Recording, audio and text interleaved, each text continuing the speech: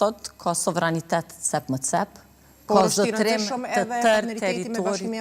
edhe po e shohim që ai partneritet është po aq i shëndosh, e besa edhe më i fuqishëm, e më i forcuar, pikërisht me Bashkimin Evropian, kursa po folëm pra për milionat e radhës të cilët vinë, e që targetojnë skema shumë të rëndësishme, qofshin ato të studentëve, qofshin ato pra për të pjesës infrastrukturore, ngrohjes e mëtutje të cilat janë vitale, sepse një institucion, pra sikurse Bashkimi Evropian, pra një organizat e tillë, e cila ka ndërtuar një pjesë të madhe të ligjeve të Kosovës, e qeveria jonë ka qenë tërësisht në sinkron me ato ligje, me motivet më të qarta për të ofruar siguri e pastaj stabilitet, ka qenë e tillë. Po ka pasur zëra të cilët e kanë validuar qëndrimin tonë më njëherë pas rastit të Banjskës, të cilët e kanë dëshmuar edhe është validuar dhe atyre fakti se sa e rëndësishme ka qenë që të jetë prezenca institucioneve tona dhe të sigurisë në mënyrë që të ketë stabilitet dhe siguri dhe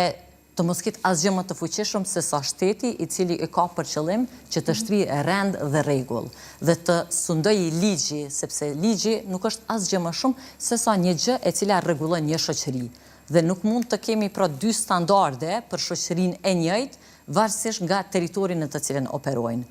Tendencat destabilizuese të cilët kanë rrjedhur pra nga Beogradi e janë përdorur përmes mekanizmave politik, sikurse lista serbe, e strukturuar dhe me një varg grupe organizata kriminale, e me armatim deri në bomba hedhës, absolutisht nuk është e tolerueshme nga ne si qeveri dhe nga institucionet e sigurisë që kanë marrur masat e nevojshme.